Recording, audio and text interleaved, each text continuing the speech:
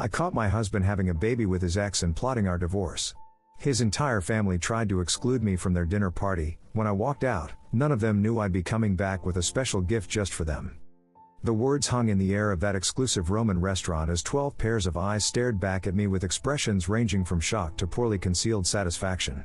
My husband Sean's light chuckle, as he'd said, "Oops, guess we miscounted," still echoed in my ears as I turned and walked away from the table where there was no chair for me. The humiliation burned through my veins as I exited the restaurant, but not a single tear fell. Instead, I felt an eerie calm take over as I pulled out my phone and opened the event management app I had built my career on. I had 30 minutes before they'd realize what I was doing, and that was more than enough time. I hadn't always been this calculated, this cold. 5 years ago, I was just Anna Morgan, the founder of Elite Affairs, Boston's most sought-after event planning company. I'd built my business from nothing after putting myself through business school, working double shifts as a waitress to make rent while studying. Every elegant gala, every perfectly executed corporate gathering, every society wedding in Boston had my invisible fingerprints all over it. My reputation for discretion, attention to detail, and ability to pull off the impossible had made me the go-to planner for the city's elite. I remembered the pride I felt walking into rooms I had transformed, watching as Boston's aristocracy marveled at my creations without ever really seeing me. I was the wizard behind the curtain, essential yet invisible to the very people whose lives I enhanced. That's how I met Sean Caldwell at the charity gala I organized for the Boston Children's Hospital. "So, you're the wizard behind all this?" he had asked, gesturing to the transformed ballroom of the Four Seasons that had taken me 3 months to perfect. His eyes crinkled at the corners when he smiled, and something in my chest fluttered traitorously. "My mother has been trying to figure out who to hire for her charity function next month," he continued, leaning in slightly. "I think I just found her answer." Tall, with perfectly coiffed dark hair and a smile that seemed genuine amidst the practiced social masks of Boston's elite, Sean had the easy confidence of someone who'd never worried about money. He was charming in that practiced way of men born into privilege, but there was something in his interest in my work that felt sincere. The Caldwells were Boston aristocracy, with old money that traced back to shipping and railroads. They had that particular brand of wealth that didn't need to show off. It was evident in the subtle quality of everything they owned, the ease with which they navigated their world, a world I had only glimpsed from the edges as I orchestrated their celebrations. One job led to another, and soon I was regularly planning events for the Caldwell family. I learned their preferences by heart: Eleanor's insistence on white peonies, Richard's particular brand of scotch, the exact temperature at which Thomas preferred his wine. I became a student of their lives, filing away every detail to perfect my service. Our romance began 6 months after I started working for his family. Sean pursued me with the same determination he brought to his work at the family's investment firm. At first, I kept things professional, convinced someone like Sean couldn't possibly be interested in someone like me beyond a brief diversion. "Let me take you to dinner," he persisted after the governor's ball I had organized. "Somewhere where you don't have to work, where you can just be Anna." "I'm always just Anna," I replied, checking off items on my clipboard. "No," he said, gently taking the clipboard from my hands. "You're Anna the miracle worker, Anna the event planner, Anna who makes everyone else's dreams come true. I want to know Anna who has her own dreams." I relented, and that first date led to another, and another. When Sean Caldwell decided he wanted something, he pursued it with singular focus. And for reasons I still struggle to understand, he had decided he wanted me. There were warning signs, of course, red flags I chose to ignore because I was falling in love with the idea of being worthy of a Caldwell. I remember the first time he took me to dinner with his family at their Beacon Hill home, the ancestral Caldwell residence with its imposing facade and meticulously preserved interiors. "So, Anna," Eleanor had said, eyes assessing me over the rim of her Waterford crystal glass, "Sean tells us you're from New Hampshire, was it?" "Maine, actually," I corrected gently. "A small town on the coast." "Ah," she nodded, as if confirming something to herself. "And your parents? What business are they in?" I felt Sean's hand tighten around mine under the table. "My father was a fisherman," I said, keeping my voice steady. "He died when I was 14. My mother worked as a school secretary." Eleanor noted. "And your mother now?" "She passed away during my sophomore year of college. Cancer." A flicker of something, pity, perhaps, or calculation, crossed Eleanor's perfectly composed face. "How unfortunate. So you have no family at all?"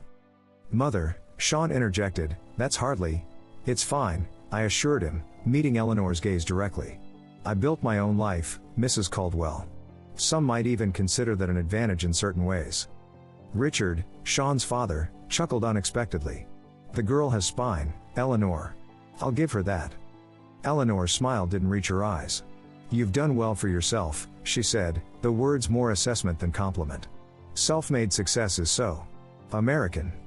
I should have recognized then what I was walking into, a family that would never truly accept me, that would tolerate my presence only as long as I served a purpose. But Sean seemed different from his family, more open-minded, less concerned with lineage and status. He seemed genuinely fascinated by my stories of building my business from nothing, impressed by my work ethic and determination. When he proposed 11 months after our first date, I said yes, despite the nagging feeling that I was entering a world that would never truly accept me. The wedding was, naturally, the social event of the season. I planned much of it myself, unable to trust another planner with my own wedding. It was exhausting, being both bride and event coordinator, but I was determined to create a day that would finally make me belong. Eleanor had opinions about everything. The venue wasn't traditional enough, the menu too adventurous, the guest list missing key society names. I compromised where I could, held firm where it mattered to me. Through it all, Sean played peacemaker, but I noticed he rarely contradicted his mother directly. She means well, he would say after particularly difficult planning sessions. She just wants the day to be perfect. For whom?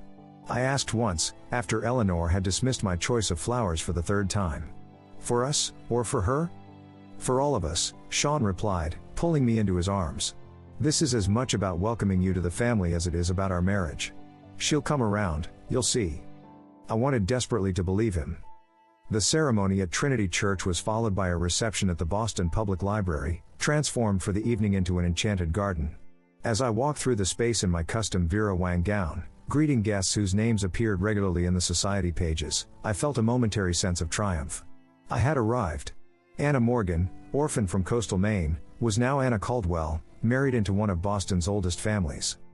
That feeling of belonging was short-lived. After the wedding, the undermining became more systematic. Despite using my company for their events, the Caldwells constantly questioned my decisions, changed plans last minute, and took credit for my ideas. At family gatherings, my opinions were solicited, then dismissed. My background in event planning was treated as a charming hobby rather than a successful business. Anna has such a good eye for these things, Eleanor would say to her friends, patting my hand condescendingly. It's almost like having a personal party planner in the family.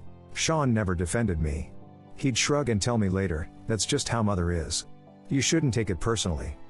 But it was personal, and it got worse as the years passed. The opportunity to plan Eleanor's 70th birthday in Rome should have been my crowning achievement, a week-long celebration in the Eternal City, culminating in a dinner at a Michelin-starred restaurant overlooking the Colosseum. I threw myself into creating the perfect event, leveraging every contact I had in the industry.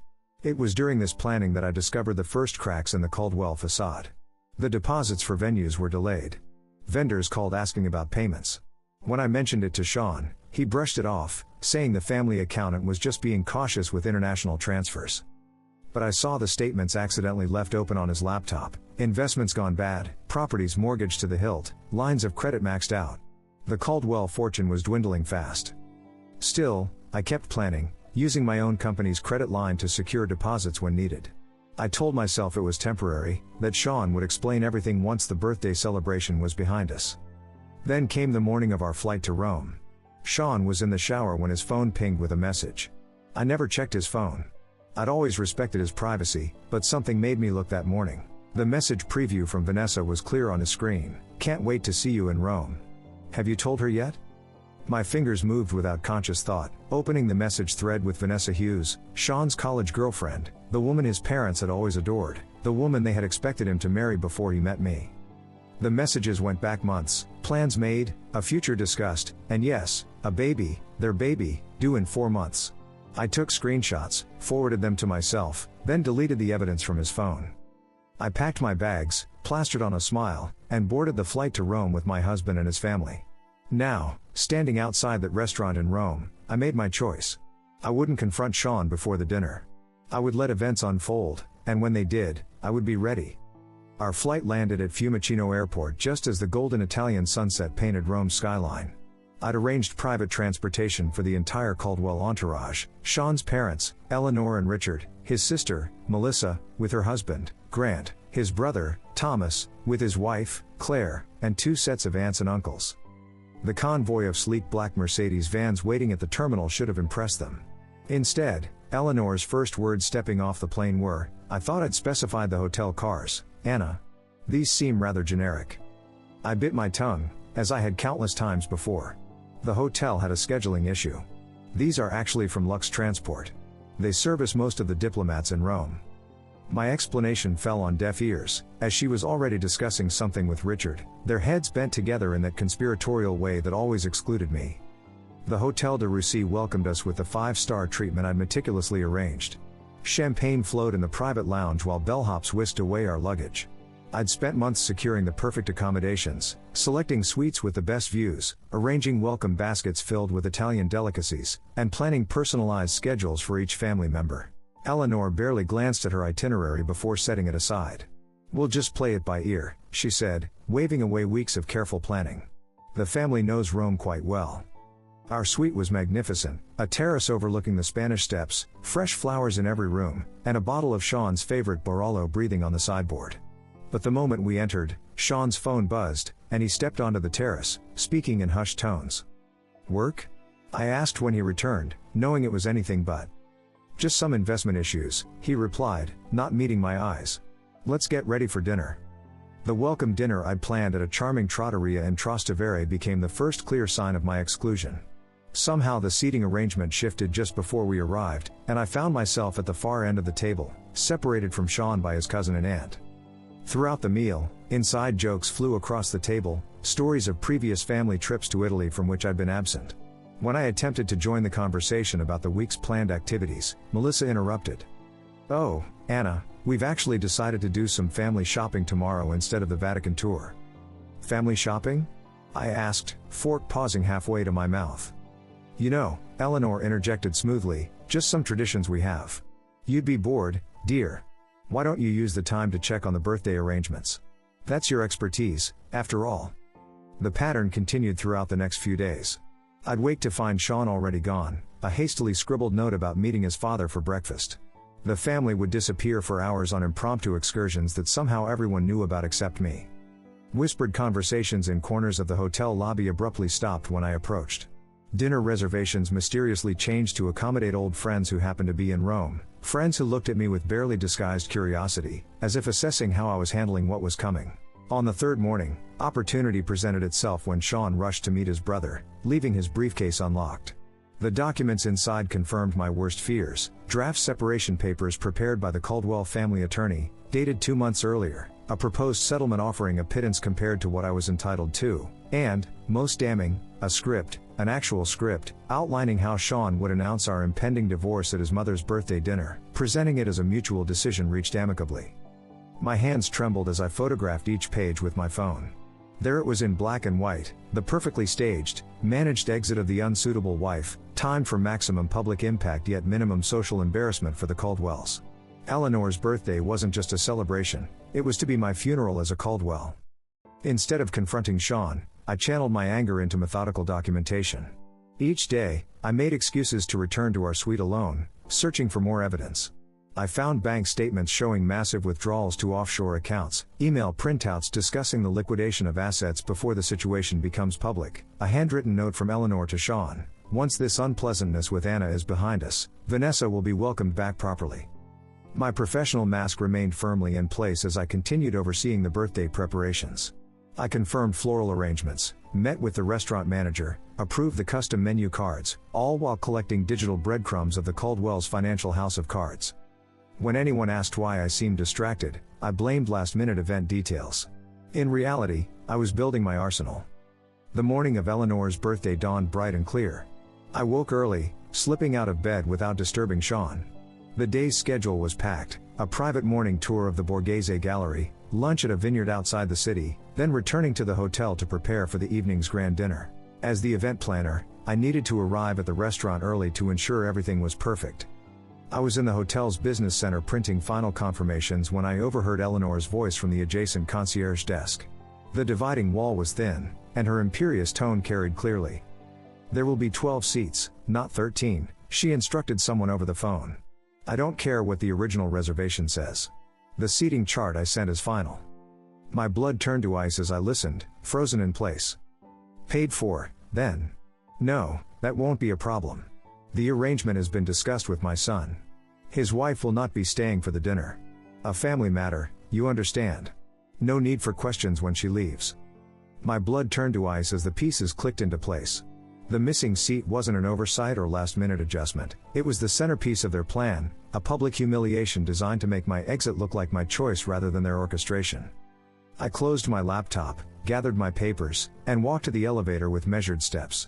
Inside, I pulled out my phone and began making a new set of arrangements. If the Caldwells wanted a memorable birthday dinner, I would ensure it was unforgettable, just not in the way they had planned. I arrived at Aroma Restaurant an hour before the other guests, as any good event planner would. The rooftop venue offered a breathtaking panoramic view of the Coliseum bathed in the amber glow of sunset. I personally inspected every detail, from the hand-calligraphed place cards to the arrangement of Eleanor's favorite white peonies and roses. "Is everything to your satisfaction, Senora Caldwell?" asked Marco, the maitre d'.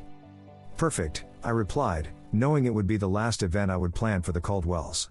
Despite everything, my professional pride demanded nothing less than excellence. I returned to the hotel to change into the midnight blue Valentino gown I'd purchased specifically for tonight. As I applied my makeup with steady hands, I studied my reflection. 5 years of trying to fit into a world that was determined to reject me had taken its toll, but not in the way the Caldwells might have hoped. Instead of breaking me, they had hardened my resolve. The Caldwell family had arranged to meet in the hotel lobby before departing together for the restaurant. I arrived precisely on time to find them all waiting. Eleanor, resplendent in vintage Chanel, her diamond necklace catching the light. Sean's eyes widened slightly when he saw me, perhaps remembering what had attracted him to me in the first place, or perhaps calculating how soon he could be free of me. "Anna, darling, you look lovely," Eleanor said, air kissing near my cheeks. "We're just waiting for the cars." The drive to the restaurant was short, filled with artificial chatter about the day's activities, from which I'd been excluded. As we ascended in the elevator to the rooftop, Sean placed his hand at the small of my back, a gesture that once felt intimate but now seemed performative for the benefit of the elevator attendant. The doors opened to reveal the stunning terrace I had designed, transformed into an elegant dining space under the stars. The Coliseum stood illuminated against the night sky, a testament to both grandeur and the inevitable fall of empires. How fitting. Eleanor entered first, greeted with enthusiastic applause from waiting family members. One by one, everyone moved toward the large round table I had specified, a table that should have seated 13. I followed behind Sean, who moved purposefully toward his assigned seat next to his mother. I approached the spot where my place card should have been, only to find nothing, no chair, no place setting, no acknowledgement that I existed. For a moment, I stood frozen, the perfect tableau of confusion. Around me, conversations continued as everyone settled into their seats, studiously avoiding my gaze. The wait staff, who had confirmed the seating with me just hours earlier, looked uncomfortable but remained silent. "Is something wrong?" Eleanor asked innocently, her voice carrying just enough to draw everyone's attention. "There seems to be a mistake," I said, my voice calmer than I felt. "My place setting is missing." The meticulously choreographed scene unfolded exactly as they had planned. Furrowed brows, exchanged glances, Sean half rising from his chair, a performance of concern that never reached his eyes. "That's odd," Melissa said, examining the table. "Did someone count wrong?" Richard cleared his throat. Perhaps there was a miscommunication with the restaurant staff. Then came Sean's line, delivered with a practiced casualness that made my skin crawl. He chuckled, actually chuckled, and said, "Oops, guess we miscounted." The family laughed, not riotously, that would be too obvious, but with the gentle amusement of people sharing an inside joke. In that moment, I saw it all with perfect clarity, the calculated humiliation, the public setting chosen to prevent a scene, the groundwork for stories they would tell later about poor Anna who couldn't handle the pressure of Caldwell family life. My gaze moved slowly around the table, taking in each face, Eleanor, triumphant behind her birthday smile, Richard, uncomfortable but complicit, Melissa and Thomas enjoying the spectacle, their spouses aware enough of the cruelty to look slightly ashamed but not enough to object, and Sean, my husband, the man who had once promised to stand by me against the world, watching me with detached curiosity, like a scientist observing an experiment. I could have created a scene. I could have demanded a chair, exposed their plan in front of the wait staff, made the kind of public display that would live in family lore for generations. That's what they expected, what they had prepared for. Eleanor would comfort Sean over his unstable wife, and the divorce narrative would write itself. Instead, I straightened my shoulders, lifted my chin, and delivered the line that would begin my reclamation of power. Seems I'm not family. 4 words, simple, devastating in their truth. The smiles faltered. Sean's expression shifted from smugness to uncertainty. I had departed from their script. I'll see myself out, I added, turning away with the dignity that had been my armor throughout my marriage. Anna, don't be dramatic, Sean called after me, another line from their playbook. We can fix this. I didn't respond. I walked through the restaurant, nodding politely to the staff who had witnessed my humiliation. In the elevator, I finally allowed myself a deep breath, then another. By the time I reached the street, my hands had stopped shaking. A small cafe across from the restaurant offered the perfect vantage point. I ordered an espresso and pulled out my phone. This was the moment I'd prepared for, the 30 minutes of freedom while the Caldwells congratulated themselves on their successful ejection of the unsuitable wife. First, I sent a prepared email to Marco, the restaurant manager, with instructions that had been agreed upon as a surprise contingency, a common practice in high-level event planning. Attached was proof of my authority as the account holder and event coordinator, along with confirmation of immediate payment reversal. Next came the calls to the vineyard scheduled for tomorrow's lunch, the private Vatican guide for the following day, the yacht captain for the Amalfi Coast excursion, the villa in Tuscany for the final weekend. One by one, I canceled everything, transferring the deposits I'd made with my own company's credit line back to my business account. With each cancellation, I felt lighter. The emails from Sean began arriving, first annoyed, then confused, then increasingly desperate as my tactics became clear. I ignored them all. 28 minutes after I had walked out of the restaurant, I finished my espresso and paid the bill. It was time for the final act. I stood, smoothed my Valentino gown, and walked back across the street to witness the moment when Eleanor Caldwell's perfect birthday celebration crumbled around her. I entered Aroma Restaurant through the service entrance, a route I had familiarized myself with during my earlier inspection. Marco, the restaurant manager, met me with a concerned expression. "Senora Caldwell, are you certain about this? It is most unusual." "I'm absolutely certain, Marco, and I appreciate your discretion." I handed him a sealed envelope. "This contains proof of the payment reversals and the cancellation of my company's guarantee for tonight's expenses. As we discussed, the Caldwells will need to provide a new method of payment to continue their dinner." Marco nodded solemnly. In the events world, relationships were everything. I had worked with Marco on 3 previous occasions for other Boston clients visiting Rome. He owed me favors, and while he might find my request peculiar, professional courtesy dictated he comply. "When should I inform them?" he asked. "I'll text you in 5 minutes. I'd like to observe from somewhere discreet." He guided me to a small alcove near the kitchen entrance with a perfect view of the Caldwell table. They were in the middle of toasting Eleanor, champagne flutes raised high, faces glowing with self-satisfaction. The first course had just been served, the imported Ocedera caviar that Eleanor had specifically requested.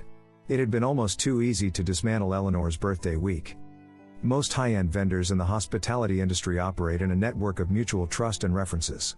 As the event planner who had made all the arrangements, and whose company credit line secured the deposits, I had the authority to make changes. The digital trail of emails, contracts, and payment authorizations all bore my name and signature, not Eleanor's or Sean's. My phone vibrated, a new message from Sean. "Anna, where are you? Stop being childish and come back." Then another, "Mother is upset. You're embarrassing yourself." I didn't respond. Instead, I texted Carmen at the Villa Borghese, where the family was scheduled to stay for the Tuscany leg of the trip. Carmen confirmed the cancellation and wished me well, adding that my substantial tip to her staff would be refunded separately to my business account. My phone vibrated again with messages from Sean, now arriving in rapid succession. "The hotel just called. They said our reservation for tomorrow night is cancelled." "What are you doing, Anna? This is ridiculous. Call me immediately. This is not funny. Fix this now." I texted Marco, "You may proceed." From my hidden vantage point, I watched as Marco approached the table with 2 other staff members. He leaned down to speak quietly to Richard, who was seated at the head of the table opposite Eleanor. The family continued eating, initially paying little attention to the interruption. Richard's expression changed, first from polite interest to confusion, then alarm. He pulled out his wallet, speaking more animatedly to Marco. The manager shook his head apologetically, showing Richard something on a tablet. By now, the entire table had noticed the disruption. Eleanor set down her fork, her regal posture betraying the first hints of tension. Sean was staring at his phone, presumably reading my latest text explaining exactly what I had done. All deposits have been returned to my company account. All arrangements for the week cancelled. Your family financial issues are about to become very public. Enjoy your caviar. The scene unfolded like a perfectly choreographed ballet of chaos. Richard stood, his face flushed with anger or embarrassment, perhaps both. Eleanor's hand flew to her diamond necklace, clutching it as if for support. Melissa was frantically whispering to her husband. Thomas pulled out his phone, presumably trying to verify what was happening. And Sean sat frozen, his face drained of color. Unlike the others, he understood the full implications. He knew what I had discovered about their finances. He knew what would happen if his mother's society friends learned that the Caldwells could no longer cover a dinner bill, let alone maintain their lavish lifestyle. My phone rang. Sean calling, now not texting. I declined the call and watched as he stood abruptly from the table, nearly knocking over his chair, as he stepped away to try again. This time I answered. "Anna," he hissed, his voice a mixture of fury and panic, "what the hell do you think you're doing?" "Seems I'm not family," I repeated calmly, "so I'm not responsible for family celebrations. You need to fix this right now. Do you have any idea how humiliating this is for my mother, for all of us?" "I have exactly the idea, Sean. That was the point." "Where are you?" His voice changed, desperation creeping in. "We need to talk. I can explain about Vanessa, about everything." "I'm sure you can. The problem is, I've seen the financial statements, Sean. I've seen the emails. I know the Caldwell empire is crumbling, and I know you've been hiding assets offshore before filing for divorce." His sharp intake of breath confirmed what I already knew. He never expected me to discover these things. He had underestimated me, just as his family had from the beginning. Those were private. Yes, they were, just like the text messages from Vanessa about the baby, just like the script for announcing our divorce at your mother's birthday dinner, just like the seating arrangement deliberately excluding me. Silence on the line. In the restaurant, I could see the manager now speaking to the entire table. Several other diners were watching with undisguised interest. The Caldwell's humiliation was becoming a public spectacle, exactly what they had planned for me. "Anna, please," Sean's voice had lost all its aristocratic confidence.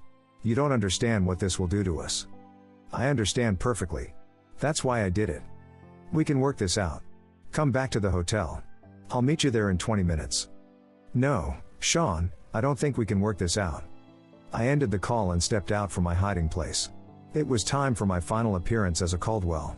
As I approached the table, 12 pairs of eyes turned to me, some angry, some fearful, all disbelieving.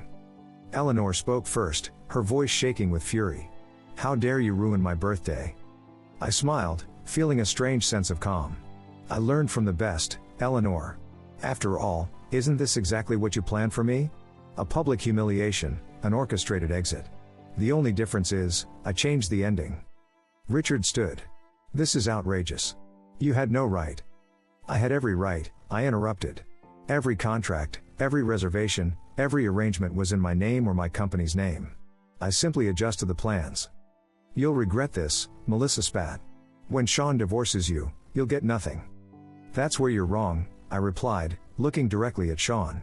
"I have copies of everything, the offshore accounts, the hidden assets, the fraudulent business dealings. I'm sure the IRS will find it all fascinating reading." Their faces turned ghostly white as the implications sank in. In that moment, I felt no triumph, no vindication, only a profound sense of liberation. I turned and walked away from the Caldwell family for the last time, their hushed, panicked voices fading behind me. I left Italy the next morning, upgrading myself to first class on a direct flight to Boston using points I'd accumulated planning the Caldwell's previous vacations. The irony wasn't lost on me. Behind me, I left a family in crisis, their carefully constructed facade crumbling in real time. Through the hotel concierge, I learned that the Caldwells had paid for their dinner with Eleanor's vintage Bulgari bracelet as collateral until a wire transfer could be arranged. By morning, word had spread through Rome's high-end hospitality network that the illustrious American family was having payment difficulties. The remaining vendors I hadn't personally canceled began requesting upfront payments rather than promises. My phone was flooded with messages, some threatening, others pleading. I read them during my layover in London, sipping Earl Grey tea in the British Airways lounge. "Richard, this is actionable. Our lawyers will be in touch. Melissa, you've made the biggest mistake of your life. Thomas, did you really think you could humiliate our family without consequences? Eleanor's message was the most revealing. I always knew you were common. This vindictive display only proves what I've said from the beginning. But it was the succession of messages from Sean that told the real story of a family in freefall. Father had a minor heart episode. Is that what you wanted? The Prescotts and Whitmores saw everything. Do you know what this means for our standing? The hotel is demanding payment for the entire week up front. They say all guarantees have been cancelled. And finally, please, Anna, I need to talk to you. It's about more than us now. I didn't respond to any of them.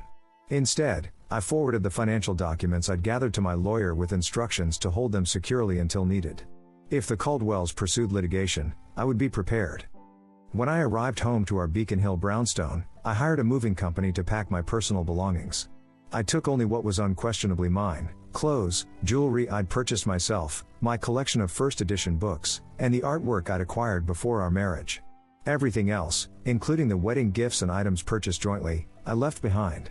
I wanted nothing that could tie me to the Caldwell's web of deceit. 2 days later, the Boston Globe published a small item in their society section called, "Investment Group Faces Inquiry." The article mentioned financial irregularities and questions from investors. While it didn't make front-page news, it was enough to send ripples through Boston's social circles. Sean appeared at my new apartment unannounced 1 week after I returned from Rome. He looked haggard, the polished veneer of privilege replaced by genuine desperation. "You need to come home," he said when I opened the door. "This has gone far enough. This isn't a negotiating tactic, Sean. This is divorce." He stepped inside without invitation, running his hands through his disheveled hair. "The SEC is looking into Father's accounts. 2 board members have resigned. Mother had to cancel her charity gala because 3 major donors pulled out." "That sounds like a Caldwell family problem," I replied, "not mine." "It's your problem if I go down with the ship," he countered. "We're still married. My debts are your debts." I allowed myself a small smile. "Not when I have proof that you deliberately excluded me from financial decisions and hid assets with the intent to defraud me in divorce proceedings. My lawyer assures me that's enough to protect me." His facade cracked completely then. Sean sank onto my couch, head in his hands. "I never wanted it to be like this." "What did you want, Sean? To marry me for my event planning skills? To use me to manage your social calendar while you reconnected with Vanessa? To discard me when I was no longer useful?" "It wasn't like that in the beginning," he said quietly. "I did love you, Anna. But not enough to stand up to your family, not enough to be honest about your affair." I sat across from him, feeling strangely calm. "When is the baby due?" His head snapped up. "How did you?" 4 months, according to the texts I saw. "Congratulations." A heavy silence fell between us. Outside, rain began to tap against the windows of my new apartment, smaller than our brownstone but mine alone, paid for with the proceeds from a business I'd built without Caldwell money or connections. "I'll give you whatever you want," Sean finally said. "Just hand over those documents and sign an NDA. Name your price." That was the moment I realized the Caldwells still didn't understand me at all. After 5 years, they still saw me as someone who could be bought, someone motivated by the same material concerns that drove their existence. "I don't want your money, Sean. I want my freedom. I want the truth acknowledged." I stood up, indicating our conversation was ending. "The documents stay with my lawyer unless you try to drag me down with you. The divorce terms are simple. I walk away with what's mine, you with what's yours." "And Vanessa? The baby?" His voice was barely audible. "That's between you and your conscience. I hope you'll be a better husband to her than you were to me." After he left, I stood by the window, watching the rain intensify. The scandal unfolded gradually over the following weeks. The Boston Globe ran a more extensive piece on the Caldwell Investment Group's financial irregularities. Longtime clients quietly withdrew their portfolios. Eleanor's position on 3 prestigious charity boards became emeritus rather than active. Vanessa's pregnancy became public knowledge when she was spotted at her obstetrician's office wearing an engagement ring. The timeline made it clear that their relationship had resumed long before our marriage ended. In Boston's high society, infidelity might be tolerated if discreet, but such blatant misconduct violated the unspoken code. My business thrived, despite, or perhaps because of, the scandal. Clients who had once looked down on me now appreciated my discretion and integrity. The story that circulated wasn't about a woman scorned, but about a professional who refused to be used and discarded. 6 months later, I received an invitation that made me laugh out loud when I opened it, a request to bid on planning Eleanor Caldwell's next charity event. Apparently, desperation had overcome pride. I declined politely, citing a full schedule. The divorce was finalized without drama. The Caldwells, focused on salvaging their reputation and finances, agreed to my terms without argument. Sean and Vanessa married quietly, their daughter born 2 weeks later. I sent no gift. On the 1-year anniversary of that night in Rome, I found myself planning another event in Italy, a celebrity wedding on the Amalfi Coast. As I stood on a terrace overlooking the Mediterranean, phone in hand and vendors at my command, I realized something unexpected. I was happy, not despite the collapse of my marriage, but because of it. The Caldwells had tried to make me feel small, to reduce me to an accessory in their grand narrative. Instead, they had inadvertently freed me to reclaim my story. In losing what I thought I wanted, I had found what I actually needed, not acceptance from a family determined to reject me, but the courage to reject a life built on appearances. I raised my glass to the setting sun, toasting the missing chair that had shown me exactly where I belonged.